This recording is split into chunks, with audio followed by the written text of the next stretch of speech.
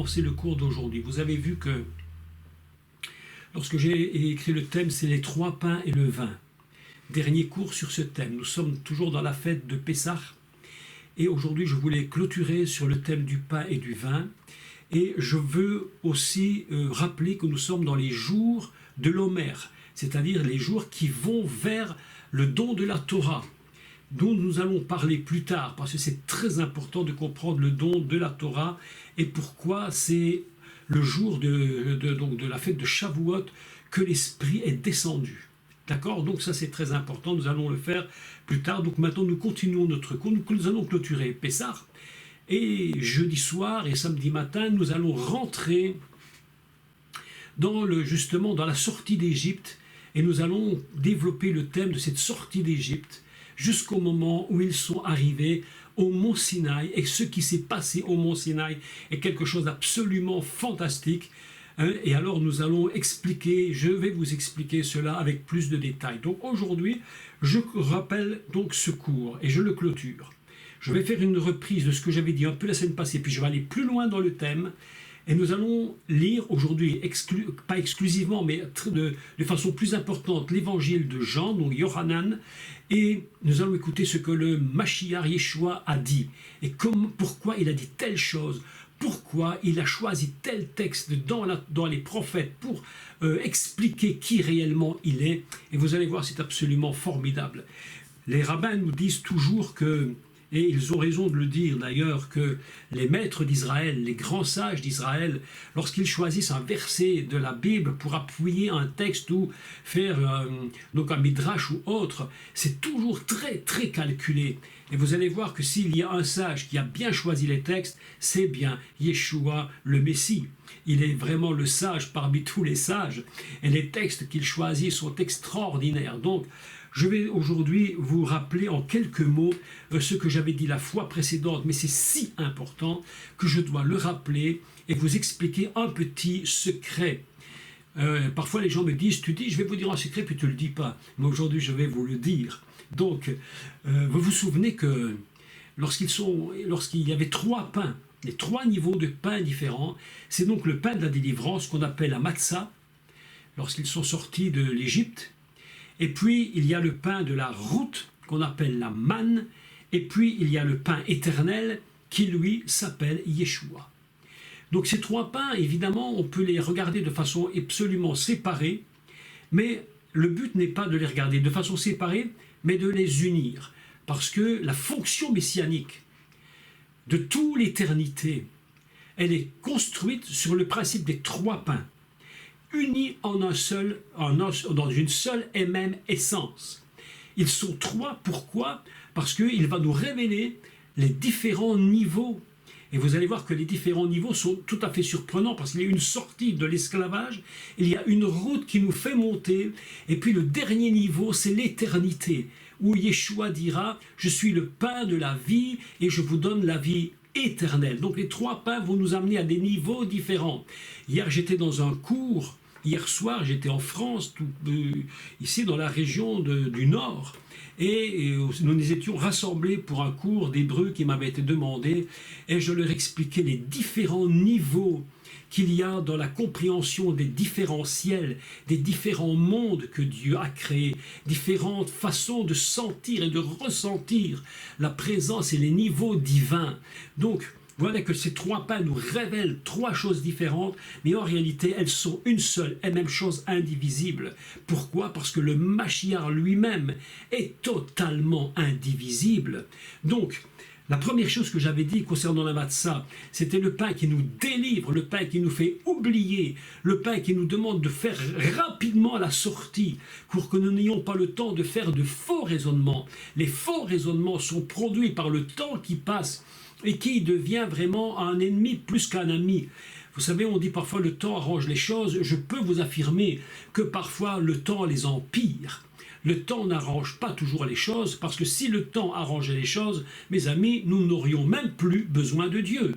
Mais parfois, et Dieu le sait, que le temps n'arrange pas toujours, mais que le temps parfois dérange énormément et construit des raisonnements qui vont s'opposer littéralement à Dieu. Pourquoi? Parce que notre tête est tellement construite sur le monde d'ici-bas où nous perdons souvent la notion de là-haut, que les raisonnements qui sont en train de se produire sont tellement compliqués dans nos têtes que ça risquerait même de construire un système qui nous empêcherait de sortir de cet enfermement dans lequel nous avons été. C'est pourquoi lorsque le Seigneur appelle quelqu'un, je crois que parfois il est tellement important d'insister en leur disant mais prenez la décision, prenez la décision. On a parfois reproché à certains évangélistes, à de grands personnages qui avaient une capacité de gagner des millions d'âmes à Christ, on leur a parfois reproché d'insister, d'insister, d'insister. Mais mes amis, c'est urgent. C'est urgent, aujourd'hui il est urgent d'insister.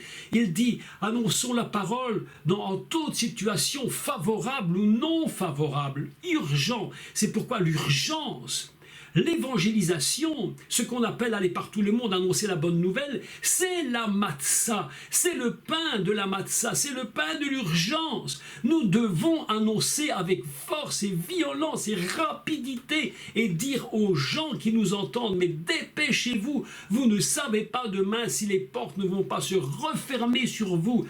Dieu a permis 10 miracles puissants, ce qu'on appelle les 10 plaies pour sortir le peuple. Mes amis, si nous traînons, les portes vont se refermer. Et lorsque les portes seront refermées, il y aura beaucoup de chances pour qu'il ne soit plus possible à quiconque de sortir, j'allais dire, de s'enfuir de ce pays de Mitzraïm pour atteindre la terre de la promesse, le lieu céleste.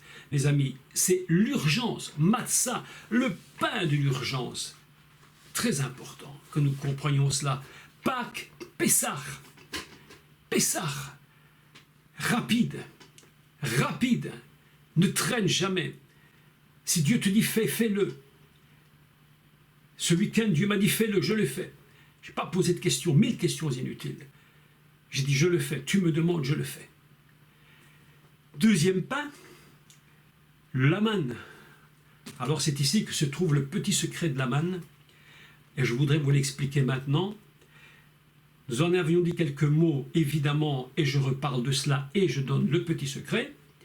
Manne, puisque le peuple d'Israël, voyant cette nourriture qui était sortie, j'allais dire, qui était montée de la terre, alors qu'en réalité, Dieu leur avait dit, Dieu vous donnera le pain du ciel. Mais voilà que nous apprenons que ce n'est pas tombé du ciel. C'est absolument inimaginable, mais c'est le pain qui est monté du sol par la rosée. Et lorsque la rosée s'est dissipée, le pain était là, cette nourriture. Donc voilà qu'il y a deux niveaux, un niveau céleste et un niveau terrestre. À quel niveau n'ont-ils pas pu donner le nom? Puisqu'ils ont dit Manou. Ils ont dit donc Manou, qu'est-ce que c'est? Car ils ne savaient pas Maou, ce que c'était. Donc, ne sachant pas ce que c'était sur terre, il ne pouvait pas lui donner un nom. C'est ce que Rachid nous a enseigné. Il demandait qu'est-ce que c'est pour lui donner un nom. Mais voilà que les siècles passent, je vous rappelle tout cela, mais qu'importe, il faut le rappeler, les siècles passent et il ne lui donne toujours pas de nom. Parce qu'il n'en trouve pas de nom, il n'en trouve pas, il n'y en a pas à donner pour le moment. Donc pendant des siècles et des siècles qui vont passer, impossible de donner un nom. Et il continue de l'appeler, qu'est-ce que c'est? Manou, qu'est-ce que c'est? C'est ce mot finit par être traduit en français, la manne. Et ce qui est assez extraordinaire, ce matin, j'ai reçu un email d'un monsieur que je ne connais strictement pas du tout. Et il me disait merci pour ce que vous faites pour nous dans les cours. C'est vraiment la manne qui vient pour nous. Et en lisant ce texte, j'ai beaucoup souri parce que je me suis dit, mais voilà un monsieur qui n'a pas encore, qui ne peut probablement être très très très sincère dans ce qu'il dit, et il sait ce qu'il dit, mais d'un autre côté, il utilise le mot manne pour dire quoi? Alors qu'en réalité, vous avez appris que ce n'est pas quoi. À un moment donné, lorsque le Mashiach va venir, et nous allons en parler maintenant, la question ne sera plus qu'est-ce que c'est, mais qui es-tu? Mi-ata, qui es-tu? Et voilà le secret maintenant. Écoutez bien, vous allez comprendre comment le peuple d'Israël, comment un homme, une femme, qu'il soit juif ou non juif, qu'elle soit ou non juive, quel est le mystère qui nous fait passer de ma à mi, c'est-à-dire de quoi à qui? Eh bien, si vous calculez la valeur, et nous allons faire un tout petit calcul très simple, vous allez voir que ma vaut 45. Même et, même 40 et 5. Donc, 45, c'est la valeur d'abord de 5, la valeur de Adam. Adam vaut également 45. C'est celui qui a été créé et qui se pose toujours des questions. Pourquoi? Comment? Quoi? Qu'est-ce que ceci? Qu'est-ce que cela? L'Adam, c'est l'homme qui se pose la question. Et voilà que lorsqu'ils sont dans le désert, évidemment, ça ne rate pas, et ils vont poser la question, Manou, qui vient de main, qu'est-ce que c'est? Car ils ne savaient pas ce que c'était. Valeur 45. Mais lorsque le Mashiach, Yeshua, est en Israël, bien des siècles plus tard, et qu'il va se présenter à Israël, les questions vont revenir. Et ils vont lui dire, vous vous souvenez, nos pères nous ont donné la manne, ils nous ont donné le quoi.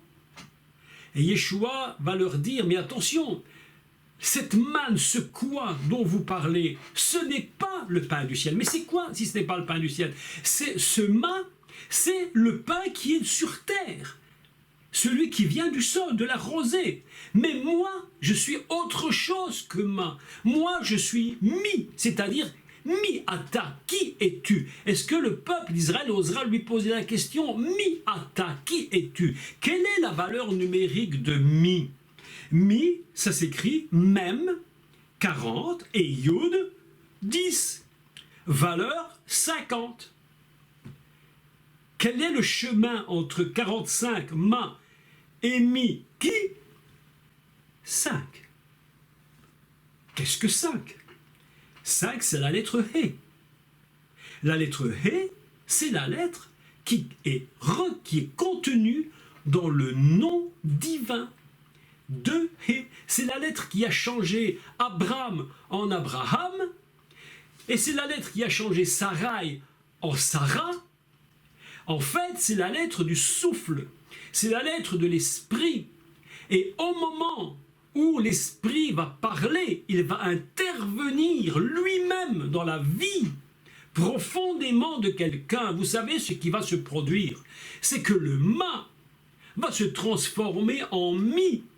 On va rajouter 5 et ça deviendra 50. 45 et 5, 50, nous sommes dans la valeur de mi. Mi es-tu qui? Mi ata, qui es-tu? Et il répond, Ani Yeshua HaMashiach. Je suis Yeshua, le Messie. Voilà, mes amis, quelque chose d'absolument exceptionnel. C'est pourquoi le jour de Shavuot, lorsque l'Esprit va venir et que l'Esprit va parler au peuple d'Israël dans la ville de Jérusalem, mes amis, il est dit qu'un grand nombre se convertit. Un grand nombre sont venus à la connaissance de Yeshua. Et ils ont posé une question, mais alors là, une question mais extraordinaire. Mais que faut-il que nous fassions pour être sauvés? Et c'est là que l'apôtre Pierre saisit au bon cette question. Et il va dire, mais croyez en lui, croyez en celui qui n'est plus ma, mais qui est qui? Ne croyez plus dans la chose elle-même, ce n'est plus la chose maintenant. Vous avez besoin de l'être divin, vous avez besoin de du Mashiach. C'est tout le secret, mes amis, le secret qui lie ma, c'est-à-dire Pessar, le désert, avec la venue du Mashiach, qui il est ramené à la connaissance de l'humanité et d'Israël par la valeur 5, l'esprit qui s'est mis à souffler sur les sommets dans la chambre haute, et de là est partie toute l'histoire jusqu'à aujourd'hui, parce que la valeur 5 a été ajoutée à la question. La personne du Mashiach a été dévoilée. C'est l'esprit, mes amis, qui dévoile la personnalité et la personne et l'essence et l'œuvre et la fonction du Mashiach Yeshua. Est-ce que c'est pas extraordinaire? Je me suis dit en lisant ces textes, je me dis mais vraiment, rien n'était hasard. Tout est calculé. Le divin mathématicien a parlé. Comment pourrait-on le contredire? Il est au-dessus de tout. Donc voilà maintenant, après avoir parlé de cela, de ce deuxième pain et avoir redit ce petit secret du 5 qui s'ajoute à la question pour former la personne, maintenant nous allons parler du pain, du troisième pain, le pain éternel. Pour ce faire, nous allons prendre quelques textes absolument très importants. Quelques-uns dont nous avions déjà eu l'opportunité de parler dans d'autres cours lorsque j'avais parlé dans l'épître aux Hébreux, dans l'épître aux Romains, mais c'est l'opportunité de redire encore quelques mots, parce que vous savez une chose, et il ne faut jamais l'oublier, le plus important, mes amis, le plus important, ce n'est pas d'enseigner ni l'hébreu, ni le grec, ni tout ce que vous voulez imaginer. Le plus important, c'est de toujours garder le Mashiach au milieu de sa parole. C'est lui qui est le centre de sa parole. Dans la Torah, dans les prophètes, le centre, c'est le Mashiach Yeshua. Il est là et c'est lui qui donne vie à tout cet ensemble. Si nous ne faisons que de la Torah pour de la Torah, nous sommes, comme le disait Paul, très zélés, mais sans l'intelligence du Mashiach.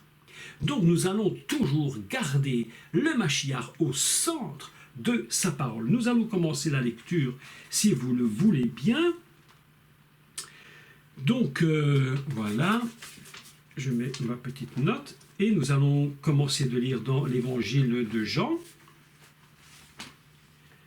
des textes, mais je ne vais pas lire tout, je vais les commenter par section, parce qu'autrement on en aurait pour très longtemps et que la lecture nous ferait passer un temps assez considérable. Donc nous sommes dans l'évangile de Jean, Yohanan au chapitre 6, et vous vous souvenez évidemment que nous avions parlé des noces de Cana et comment le Mashiach était venu pour trouver l'épouse d'une façon tout à fait, je dirais, pas concrète physiquement, mais dans un niveau extrêmement élevé spirituel. Il ne trouve pas son épouse, etc., etc. Et vous vous souvenez également, ce que nous avions dit, c'est que l'épouse fondamentale selon la pensée de la Torah, je dis l'épouse fondamentale, c'est Israël. Si nous sommes, nous, considérés épouses, et évidemment c'est très important de savoir que nous sommes considérés épouses parce que nous sommes unis avec le Mashiach, c'est toujours à cause d'Israël. Et c'est parce que nous avons été greffés dans dans l'olivier, je dirais fondamental, qu'aujourd'hui nous pouvons nous réclamer d'être l'épouse. Donc c'est très important de nous rappeler ces principes. Donc voilà que le Mashiach vient chercher l'épouse, et puis dans le désert, lorsqu'ils vont sortir, lorsque Moshe va descendre de la montagne, qu'il va parler à Israël, il va lui parler au féminin, et là les rabbins nous font remarquer qu'il parle au féminin, comme pour la première fois Dieu dit « Israël est considéré comme mon épouse ». Donc je lis maintenant le texte de l'évangile de Jean, et au chapitre 6, et nous allons commencer au verset 30 et je vais lire à la suite de l'autre quelques versets. Donc si vous avez votre Bible, vous la prenez. Nous lisons évidemment la version en français qui est beaucoup plus facile pour tout le monde. Et je commence. Donc, quel miracle fais-tu donc, lui dirent-ils, afin que nous le voyions et que nous croyions en toi? Le peuple d'Israël a besoin de voir des miracles pour croire. Voilà, c'est ce qu'eux croient, ils s'imaginent. Ils avaient été rassasiés de pain, ils auraient donc bien voulu une deuxième fois que ça se reproduise, et même une troisième, et pourquoi pas toujours. Donc, quel miracle fais-tu donc pour que nous croyions et nous voyions et que nous croyions en toi? Que fais-tu? Nos pères ont mangé la manne, le quoi? Qu'est-ce que c'est dans le désert? Selon qui est écrit, il leur donna le pain du ciel à manger. Là, il y a la confusion qui se crée, et c'est là tout le problème. Et le Mashiach va rétablir réellement ce qui est écrit, parce qu'il y a une incompréhension dans beaucoup de têtes, c'est qu'on a fait un amalgame entre le pain du ciel qui est qui, et le pain de la terre, la manne, qui est quoi. Et il va falloir que les deux qu'on rajoute la valeur 5 pour que le quoi devienne qui, et que l'on comprenne que quand il dit que le pain du ciel est venu, il s'agit du Mashiach, et quand il s'agit de la manne, il s'agit de ce qui est venu avec la rosée sur la terre. Et vous savez tous que la rosée ne descend pas du ciel, mais elle monte de la terre. Donc, il y aura une connexion qui va devoir se faire, et c'est ce que le Mashiach ici va faire comme connexion. Et c'est cette connexion si complexe, et si difficile, même pour les chrétiens parfois, les croyants en Yeshua, la difficulté est extrême de comprendre les différences qu'il peut y avoir entre le pain du ciel et la manne. Et c'est là le Mashiach qui va venir et expliquer que ce n'est plus sur le quoi qu'ils doivent se baser, parce qu'eux ils veulent un miracle de quoi, alors que Dieu veut leur donner un miracle de qui. Est-ce que vous me suivez bien? C'est très important, ne déconnectez pas avec vous. Restez avec moi du début à la fin, on reste ensemble, d'accord? Suivez-moi bien, écoutez les paroles du Mashiach. Il leur donna le pain du ciel à manger, c'est ce qu'ils disent. Et Yeshua leur répondit, en vérité, donc ayez foi, ce n'est pas en réalité, c'est pas Emouna, c'est pas en vérité, c'est ayez foi, croyez, adhérez, je vous le dis. Moshe ne vous a pas donné le pain du ciel, mais mon Père vous donne le vrai pain du ciel. Comment Moshe n'a pas donné le pain du ciel? Voilà que le Mashiach est en train de faire une différence entre ce qui est la première déclaration que nous trouvons dans Exode, le pain du ciel et la manne. Mais mon Père vous donne le vrai pain du ciel. Donc, lechem min shamahim, le pain qui vient du ciel, qui descend du ciel. Car le pain de Dieu, écoutez bien, très important, car le pain de Dieu, c'est très important, c'est celui qui vient du ciel et qui donne la vie au monde. Ils lui dirent, donc ils réfléchissent, le peuple d'Israël, je vous rappelle qu'ici, on n'est pas du tout dans un contexte chrétien évangélique, on n'est pas dans un contexte gréco-romain, on n'est pas dans un contexte européen, on n'est pas du tout dans ce contexte-là. Ces textes sont écrits en Israël pour des Juifs. Vous comprenez ce que je veux dire? Pour des Juifs, c'est tellement important. C'est en Israël, mes amis, que ça se passe. Et même s'il est vrai que cela va se rapporter plus tard à l'Église, parce que nous allons être greffés dans cette Église, dans cet Israël, fondamentalement, la question se pose pour Israël. Et cette déclaration est une bombe en Israël. Il dit donc, ils lui dirent, Seigneur, mais donne-nous toujours ce pain. Donne-nous toujours ce pain. Et Yeshua leur répondit, Ani lechem achahim, je suis le pain de la vie. Il est en train de prendre son essence, et là il y aura un problème qui va se poser en Israël. Il prend son essence divine qui est en lui, l'homme Messie, et il la connecte devant eux à l'éternité. Il la connecte au ciel. Il dit, c'est moi, Ani, c'est moi. Lechem, apanim, je suis le pain du ciel, c'est moi. Celui qui vient à moi n'aura jamais faim, et celui qui croit en moi n'aura jamais soif. Les Juifs qui sont là ne comprennent, mes amis, ils ne comprennent pas. C'est impossible pour eux de comprendre la notion messianique qui se connecte, ou plutôt qui puise sa réalité au niveau du céleste, où il est dit que le pain de Dieu, c'est celui qui descend. Alors, mes amis, écoutez la suite, parce que là, il va y avoir une révélation incroyable. Mais les Juifs qui sont sur place ne comprennent rien à rien. Vous savez que même les disciples de Yeshua, l'équipe des 12, qui était une fameuse bande, je vous le dis, il faudra un jour expliquer pourquoi c'était une fameuse bande, et que Jésus leur a dit, Yeshua leur a dit, mais jusqu'à quand vous supporterai-je? Est-ce que je vais encore durer longtemps avec vous? Mes amis, ils ne comprennent pas. C'est impossible, parce que la notion messianique, elle ne fonctionne pas dans la tête d'un juif à ce moment-là, comme elle fonctionne aujourd'hui pour nous les croyants qui avaient compris qui est Yeshua. Donc ils vont se poser une question, mais tout à fait logique. C'est pourquoi je vous dis, on a parfois cette erreur dans les églises de montrer les Juifs du doigt en disant mais ils ne comprenaient rien, ils ne savaient rien, mais il faut se mettre dans le contexte. Israël à l'époque, il y a 2000 ans, déjà même aujourd'hui, beaucoup ne comprennent pas. Donc je continue la lecture, il dit je ne mettrai pas dehors celui qui vient à moi, car je suis descendu du ciel, non pour faire ma volonté, mais pour faire la volonté de celui qui m'a envoyé. Voilà un texte absolument, mais absolument fabuleux. Ce texte-là, mes amis, je voudrais le commenter un peu avec vous, parce que, on va prendre un peu de temps quand même, ça vaut la peine de le commenter. C'est donc dans Hébreux 10.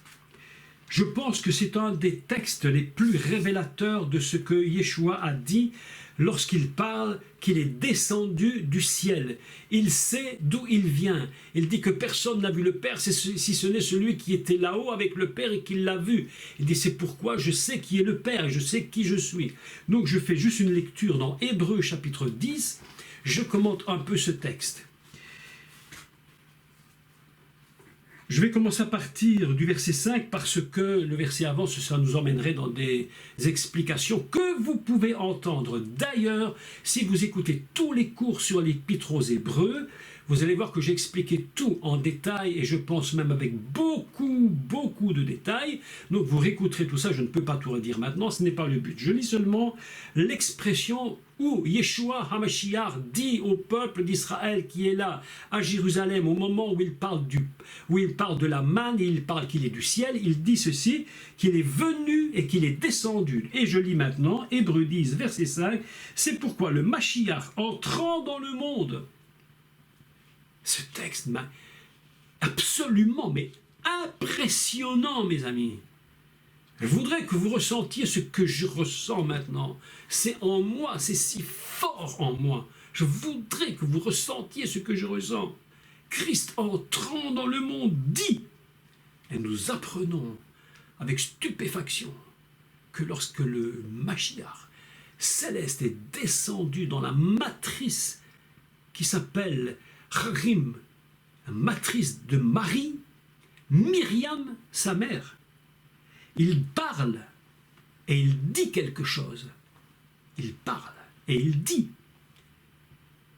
C'est pourquoi le Mashiach entrant dans le monde dit, tu n'as voulu ni sacrifice ni offrande, mais tu m'as formé un corps. Mais écoutez le texte, écoutez chaque mot. Tu m'as formé un corps. On est dans une dimension de ce qu'on appelle en hébreu la Yetzira, c'est-à-dire l'homme formé. L'homme, vous voyez, mes pensées vont dans tous les sens. Vous savez qu'il y a plusieurs niveaux de création. Il y a le niveau de la bria, la création, le niveau de la asiya, de la notion de faire, et la notion de la yetzira, de ce qui est formé. Et il dit, voici, moi j'ai été dans cette notion création, j'ai été fait et j'ai été formé. Et il dit, mais tu m'as formé un corps, tu n'as agréé ni holocauste, ni sacrifice pour le péché. Alors, j'ai dit, puisque tu n'as pas accepté aucun sacrifice définitivement, ce n'était que provisoire, alors moi le Mashiach, en entrant dans le monde, j'ai dit, selon qu'il est écrit de moi dans la Torah, dans les prophètes, je suis venu, voici, je viens pour faire, ô Dieu, ta volonté. Mes amis, voilà le Mashiach qui dit, je suis venu non pas pour faire ma volonté, mais pour faire ta volonté. Nous ne parlons pas ici de système évangélique chrétien et tout ce que vous voulez. Nous parlons d'un principe fondamental hébraïque, un principe fondamental de la Torah, des prophètes de Yeshua. C'est les paroles que lui-même a dit dans l'évangile de Jean, qui sont reprises dans cet évangile, lorsqu'il parle à Israël de la manne qui est descendue du ciel, au moment où la manne céleste, c'est-à-dire le pain du ciel, le pain du ciel descend, il parle ce pain, et il parle et il dit, après avoir dit d'abord, tu n'as voulu et tu n'as agréé ni sacrifice, ni offrande, ni holocauste, ni sacrifice pour le péché, il dit ensuite, voici, je viens, ô Dieu, pour faire ta volonté. Et nous reprenons le texte dans l'évangile de Jean, et vous allez voir que c'est absolument, absolument formidable ce que le Mashiach dit, verset 38, pardon, car je suis descendu du ciel pour faire non ma volonté, mais la volonté de celui qui m'a envoyé. Mes amis, cette parole du Mashiach qu'il a dite, il l'a dite lui-même de sa bouche à Israël devant les Juifs. À ce moment-là, je vous rappelle une fois encore, faut-il le rappeler, qu'il n'y avait pas encore ce qu'on appelle l'Église.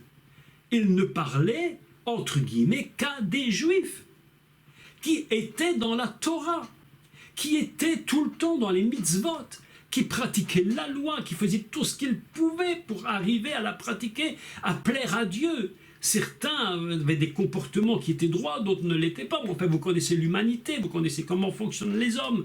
Mais c'est à eux que le Mashiach s'adresse, mes amis. C'est à eux.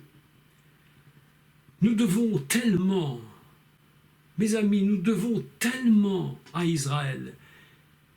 On peut les critiquer, on peut dire ce qu'on veut, qu'ils ne comprenaient pas, qu'ils ne savaient pas, qu'ils n'avaient pas l'esprit ouvert. Mais mes amis, si nous avions été à leur place il y a 2000 ans, après avoir eu des siècles de Torah, de prophètes, comment ça aurait été difficile pour nous, probablement, de comprendre de telles paroles, ce qui nous paraît tellement essentiel, tellement basique, mais pour eux, mais c'est une immensité, impossible. Même les disciples, lorsque Yeshua va mourir, ils n'avaient même pas compris que Yeshua leur avait dit je détruirai ce temple et dans 3 jours je le reconstruirai. Tout le monde se disait mais cet homme, et passez-moi l'expression très de chez nous aujourd'hui, très moderne, mais il pète les plombs, c'est pas possible.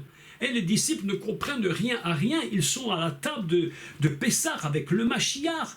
Ils roulent le pain, ils leur donnent, prenez, il leur dit mangez, c'est mon corps, mais ils ne comprennent rien. Ils prennent le vin, il dit prenez, c'est mon sang, mais ils ne comprennent rien. Ils ne savent même pas ce qui est en train de se passer. Et c'est après la résurrection, mes amis, après qu'il ait dit, ils se souvinrent des paroles que le Mashiach leur avait dit.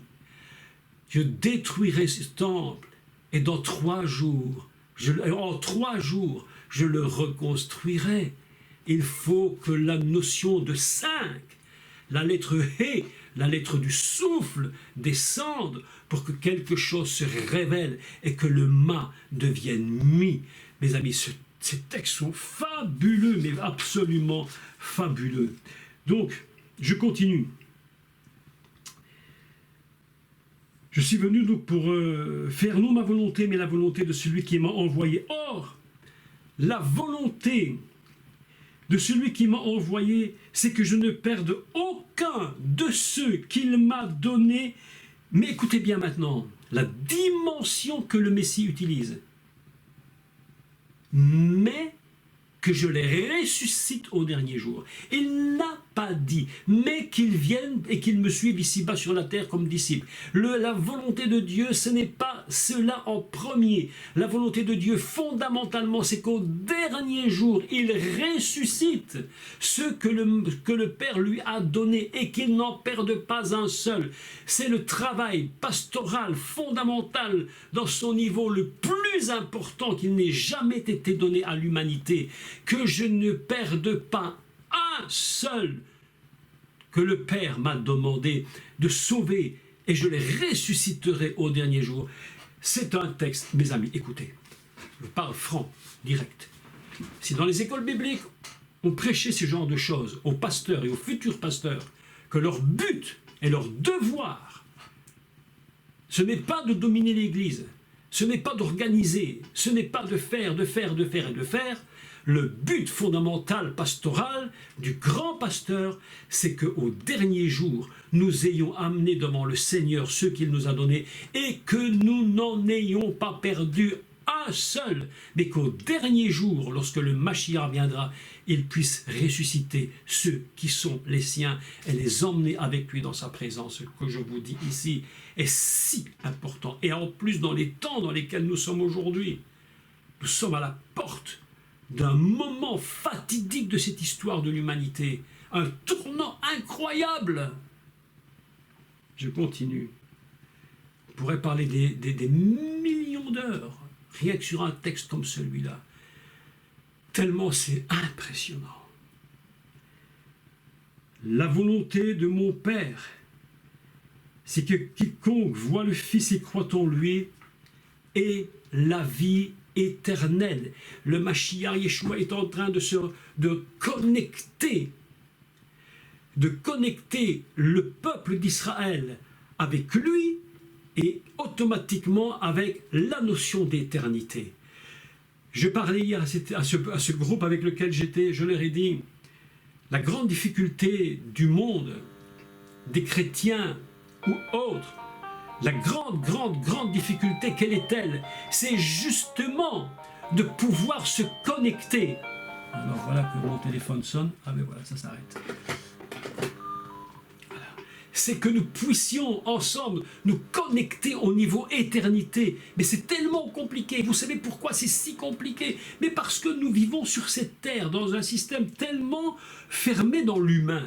Mais évidemment, Dieu l'a voulu que nous soyons dans ce corps, dans cette chair. Ce n'est pas un mal en soi. Mais la capacité d'un homme et d'une femme, de Dieu, vous, moi, ceux qui écouteront ces cours, c'est de savoir que même si nous sommes dans un corps humain, nous devons avoir cette capacité de nous connecter constamment par l'esprit dans la dimension d'éternité. Et le but de Messie, c'est pas de faire de nous uniquement des hommes qui sont heureux sur cette terre, mais c'est de nous connecter avec l'éternité, c'est-à-dire avec le non-temps, avec l'espace du non-temps. La force des prophètes d'autrefois, et je ne sais pas si je vous avais déjà parlé de cela, mais enfin je le redis, qu'importe. La force des prophètes d'autrefois, c'est que leur capacité prophétique était tellement extraordinaire, inimaginable. Et vous savez pourquoi? C'est parce que les prophètes d'autrefois, ils avaient quelque chose de différent d'aujourd'hui. Je voudrais faire une parenthèse. Prenons toujours, je veux toujours prendre le meilleur du meilleur des cas. Nous allons partir du principe que actuellement il y a des prophètes. C'est vrai, il y en a. Peut-être pas beaucoup, et peut-être pas tous ceux qui le disent qu'ils le sont, mais enfin qu'importe. Dans le meilleur des cas, supposons que toutes les prophéties qui sont données soient parfaites. Le meilleur des cas. Hein? Bon. On reste à ce niveau-là, c'est le meilleur. Donc tout le monde est connecté. Et qu'est-ce que c'est que ce niveau prophétique? C'est de dire à quelqu'un ou d'annoncer les oracles de Dieu pour l'avenir. Mais le niveau des prophètes d'autrefois, c'était autre chose. Parce que vous savez, il faut quand même le dire. Il y a plusieurs niveaux prophétiques. Il n'y en a pas qu'un. Et le niveau prophétique de l'époque des prophètes, Isaïe, Jérémie, Ézéchiel et autres, c'est qu'ils avaient, eux, une capacité de se connecter à l'intérieur de l'essence divine à un tel niveau qu'ils étaient totalement pris dans la notion d'éternité, hors du temps. C'est-à-dire que lorsque vous prenez le prophète, par exemple, Jérémie, Ésaïe, certains textes sont si surprenants. Je vous en parlerai une fois. Il faut absolument qu'on parle un peu de la notion prophétique.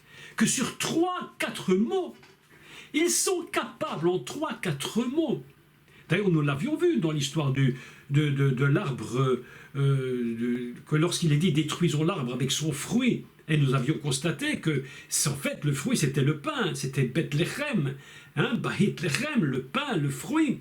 Et en fait, on se rend compte qu'avec 3-4 mots, ce prophète a la capacité, mais en une fraction de seconde, de passer du temps de l'éternité dans un temps indéfini et nous projeter dans l'avenir d'une façon impensable, indéfinie. C'est ça la capacité d'un véritable grand prophète de Dieu, mes amis. Et ils sont là, ces prophètes. Je me posais parfois des questions. Mais comment ont-ils fait? Mais en réalité, ils étaient connectés dans l'éternité. C'est pourquoi le Mashiach dit, mais mon but à moi, Yeshua, c'est pas de faire de vous uniquement des hommes heureux sur cette terre, mais bien sûr que c'est nécessaire. Évidemment qu'il faut vivre avec joie sur la terre. Mais le but fondamental, mes amis, le but, c'est d'être connecté avec lui dans l'éternité. Et lorsqu'il nous emmènera, ce sera pour l'éternité dans un système que nous ne pouvons même pas comprendre. C'est hors du temps, ça dépasse notre imagination. On essaie de comprendre, mais on ne comprend pas. Et parfois, des personnes me demandent, elles me disent, mais quand on sera là-haut, mais comment ça va être? Est-ce qu'on se reconnaîtra? Est-ce qu'il y aura encore de la sexualité? Est-ce qu'il y aura encore ceci? Est-ce qu'il y aura encore cela? Mais mes amis, ce n'est même plus une question. Parce que lorsque nous serons avec lui là-haut dans l'éternité, la dimension sera tellement différente. Il y a une chose là-haut que nous ne pouvons même pas appréhender ici-bas. L'apôtre Paul dit, j'ai entendu des choses ineffables, qu'il n'est même pas possible d'exprimer. Tellement c'était immense. Mes amis, c'est immense. On n'a pas compris, on ne sait pas, je ne sais même pas imaginer. Un jour, j'ai dit, Seigneur, fais-moi voir l'eau d'en haut. Il m'a transporté en esprit et j'ai vu une image de l'eau d'en haut. Et puis j'ai réfléchi, je me suis dit, mais c'était une image, parce que la réalité, c'est encore bien autre chose. Mes amis, le Mashiach ici est en train de leur dire, le pain du ciel, c'est la connexion éternelle. C'est pourquoi il dit, je suis le pain de là-haut. Celui dont Moïse a dit, je vous enverrai le pain du ciel, alors que le peuple d'Israël n'a vu que le pain de la rosée. Et que lorsqu'elle se dissipait, ils voyaient la rosée.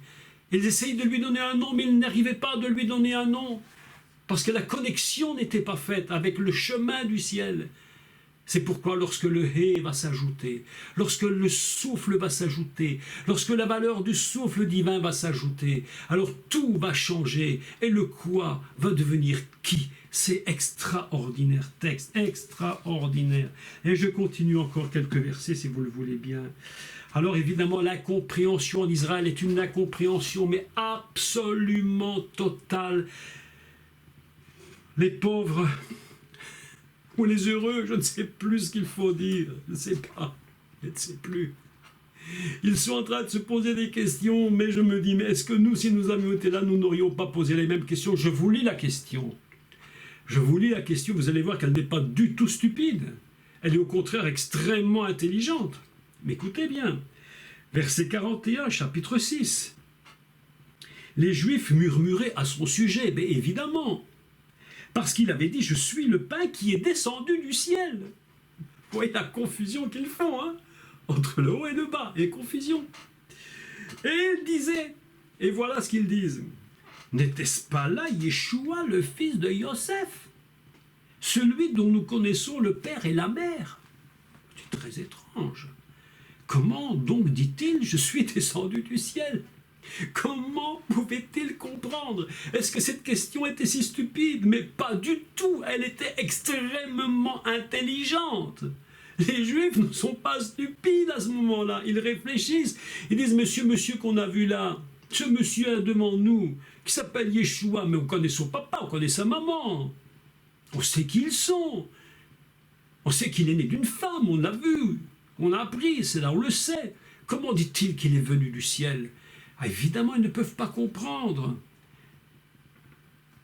Comment donc, dit-il, je suis descendu du ciel? Et Yeshua le répondit, ne murmurez pas entre vous. Nul ne peut venir à moi si le Père qui m'a envoyé ne l'attire. Et je le ressusciterai au dernier jour. Il est écrit dans les prophètes, écoutez, alors ici c'est le summum du summum. Parce que ce que Yeshua dit ici, il va choisir un texte, mes amis, qui va être une réunion de deux principes dont nous avions parlé. Et le Mashiach va utiliser ce texte. Écoutez bien, maintenant je le lis avec vous. Il dit, il est écrit dans les prophètes, ils seront tous enseignés de Dieu. De qui parle-t-il? Jérémie, chapitre 31, verset 34, et nous allons le lire. Nous l'avions déjà lu, mais nous le relisons. Jérémie 31, verset 34. Si vous avez votre Bible, vous le prenez, parce que c'est vraiment important. Ici, ce qu'on fait, c'est purement de l'étude, de réflexion sur la fonction du Mashiach par rapport à la fête de Pessah. Vous voyez bien que Pessah, ce n'est pas un seul jour dans la vie du Mashiach, mais c'est tout son ministère qui est Pessah. C'est tout son ministère qui représente cette fête. Et c'est cela le plus extraordinaire. Et je lis le texte, vous avez maintenant votre Bible. Donc, Jérémie, chapitre 31, verset 34, et je cite les paroles du Mashiach, celles qu'il a lui-même mis dans sa bouche. Je lis, celui-ci n'enseignera plus à son prochain, c'est ce que Mashiach dit, Hein, c'est ce qu'il a dit. Lorsqu'on lui a posé la question, mais tu es fils de Joseph, fils de Marie, on ne comprend rien du tout. Et il va prendre ce texte. Celui-ci n'enseignera plus à son prochain, ni celui-là à son frère en disant « Connaissez l'Éternel, car tous me connaîtront, depuis le plus petit jusqu'au plus grand, dit l'Éternel, car je pardonnerai leurs iniquités et je me souviendrai plus de leurs péchés. » Donc, quel texte a-t-il choisi? Mes amis, écoutez, c'est le fabuleux secret du Mashiach. Il a pris Jérémie 31, dont nous avons parlé assez longuement ensemble, concernant le bosser, le vin, le jus pressé, qui est encore complètement, je dirais, amer, qui fait grincer les dents, la loi qui n'est pas accomplie, et puis il va passer à l'alliance nouvelle, là où il a dit à ses disciples, prenez mon sang, c'est le sang de l'alliance, c'est-à-dire la loi qui est maintenant la loi à la maturité par le Mashiach, et voilà que le Mashiach, dans cet évangile de Jean, cite le même texte, ils seront tous enseignés par Dieu, ce qui veut dire qu'au moment où le Père va les attirer, puisqu'il parle que le Père, nul ne vient au Père si il ne les attire, c'est qu'il les attirera lorsque la révélation de l'Esprit va se faire en eux et qu'aucun d'entre eux ne se perdra et qu'ils seront tous sauvés et ressuscités à la fin. Quelle est cette révélation? C'est l'union, et c'est de cela que parle Mashiach, l'union entre le vin et entre le pain. Il est le pain d'en haut, il est en même temps le vin, l'accomplissement de la loi. Cette petite phrase qui passe quasiment inaperçue contient en elle le plus grand de tous les mystères de Pessah, le pain et le vin. Et il cite, il dit à ce moment-là, plus personne n'enseignerait plus personne, parce que tout le monde saura qui est le Mashiach, le Messie, celui qui est descendu du ciel. Il faut une révélation divine, il faut que l'Esprit souffle et rajoute au 45 la valeur de 5 pour former 50 et passer de quoi à qui, mes amis? L'évangile de Jean, ça dépasse toute imagination humaine. Personne au monde n'aurait pu avoir une telle grandeur d'intelligence. Le créateur de l'univers, l'hyper-mathématicien, celui dont personne ne peut conseiller, il sait, il a mis tout en place d'une façon parfaite, exceptionnelle, un texte extraordinaire. Il est écrit dans les prophètes, ils seront tous enseignés de Dieu. Alors quiconque, écoutez bien, a entendu le Père, mais écoutez ce que je dis maintenant, c'est Yeshua qui parle, c'est pas moi, c'est lui qui parle, il est là, il nous entend maintenant, il est là, il nous entend, il est ici, il nous entend. Écoutez ce qu'il dit, car afin que quiconque qui a entendu le Père et a reçu son enseignement vient à moi. Quel est cet enseignement? C'est que le bosser est devenu maintenant Ein, le vin pas mûr est devenu mûr, et le Père a révélé quelle était cette maturité. Il a dit, voilà, vous avez entendu ma voix et vous savez maintenant qui est le Mashiach. Il est en train de parler pour les temps qui viennent, où bientôt le bosser va se transformer et Israël boira enfin du vin. Et Yeshua a dit, je boirai encore du vin lorsque je reviendrai. Maintenant c'est la dernière ici-bas, mais je monte vers mon Père. Mais lorsque je reviendrai, il boira de nouveau ce vin avec tout Israël, mes amis, tout Israël.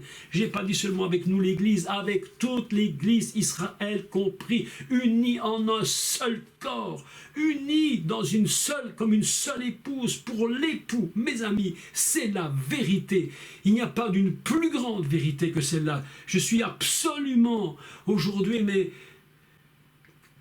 je veux dire, dépassé par une telle sagesse divine, un tel bonheur de connaître qui est le Mashiach, qui est le Père, mes amis. Est-ce que ce n'est pas extraordinaire? Est-ce que ces textes ne sont pas fabuleux? Mais vraiment, lorsqu'on lit l'évangile de Yohanan, qu'on ouvre notre esprit et qu'on arrive à pénétrer dans les paroles du Mashiach, de comprendre pourquoi il utilise tel mot, tel verset, telle phrase est dite par lui, mais tout change, toute la lecture change. Il n'y a plus rien qui ressemble à ce qu'on avait lu autrefois. Une dame me disait l'autre jour, depuis que je lis la parole, comme vous nous l'enseignez, et je suis heureux de le faire. Elle dit, mais c'est plus la même chose. J'ai l'impression de plus lire la même Bible. Quelque chose est en train de changer dans ma tête. Mais mes amis, c'est cela que Dieu veut, que nous rentrions et que nous entendions le Père. Écoutez la suite. Ainsi, quiconque a entendu le Père et a reçu son enseignement, vient à moi. L'Esprit de Dieu est en train d'ajouter ce que nul n'a vu le Père, sinon celui qui vient de Dieu, celui-là a vu le Père. Comment c'est difficile pour eux? Comment c'est compliqué pour Israël? Et puis Yeshua va déclarer quelques points très importants, et je vais clôturer, parce que sinon on en a pour encore bien longtemps. Il va dire, c'est ici, verset 50, au verset même 48, je suis le pain de vie, Ani lechem achaim, le pain de l'arbre de la vie qui était en Éden. C'est moi, dit Yeshua, Ani lechem hu hapanim, araim. Vos pères ont mangé le quoi dans le désert et ils sont morts. Écoutez bien ce qu'il dit. Écoutez, la parole ici est très intéressante. Ils ont mangé le quoi, le c'est quoi. Et parce qu'ils ont mangé le c'est quoi et qu'ils ne savaient pas c'était qui, et qu'ils n'ont pas su donner de nom, ils ont mangé le c'est quoi, et Yeshua rajoute, et à cause de ce pain-là qui les a fait vivre physiquement, mais ils sont quand même morts. C'est ici le pain qui descend du ciel, afin que celui qui en mange ne meure point. Et Yeshua ajoute, Ani lechem hapanim, je suis le pain, je suis Ani lechem araim, je suis le pain de vie qui est descendu du ciel. Si quelqu'un mange de ce pain, il vivra éternellement, et le pain que je donnerai, c'est ma chair que je donnerai pour la vie éternelle. Là-dessus, les Juifs discutaient, ils ne comprenaient strictement rien du tout. Et ils se posent la question. Là-dessus, les Juifs discutaient entre eux et disaient, mais comment peut-il nous donner sa chair à manger? Mais qu'est-ce que c'est que ça pour un drôle de bonhomme? Personne ne comprend rien. Ils sont complètement déconnectés d'une réalité spirituelle qui les dépasse totalement. Mes amis, aujourd'hui, lorsque vous lisez la Torah, lorsque vous lisez les évangiles, lorsque vous lisez la Bible, lorsque vous vivez, simplement vous vivez, il faut que vous sachiez une chose. Connexion, liée, fusionnez-vous. Demeurez en moi, dit le Mashiach, et je demeure en vous. Fusionnez. Fusion totale avec le Mashiach. L'éternité et la terre. La terre, c'est dans le temporel, l'éternité, c'est dans l'intemporel. Et l'intemporel et le temporel s'unissent ensemble pour faire ce que nous sommes aujourd'hui, un peuple pour le Mashiach, son peuple, ses enfants. Nous sommes connectés en lui avec Israël et nous sommes un seul peuple. Et lorsqu'il reviendra et qu'ils entendront la parole, ils reconnaîtront que le mât va se transformer et qu'il va devenir Yeshua HaMashiach, le sauveur de l'humanité entière. Mes amis, voilà ce que je voulais vous dire en quelques mots aujourd'hui. J'espère que votre cœur est rempli d'émotions de notre Mashiach Yeshua. Il est incroyable, impensable, il est si magnifique. Il est si magnifique. Nous n'avons que lui. Les temps viennent où nous avons besoin de parler de lui plus que jamais. C'est pourquoi ne vous déconnectez pas, restez avec lui, restez avec moi ensemble. Avançons tous ensemble, avançons ensemble.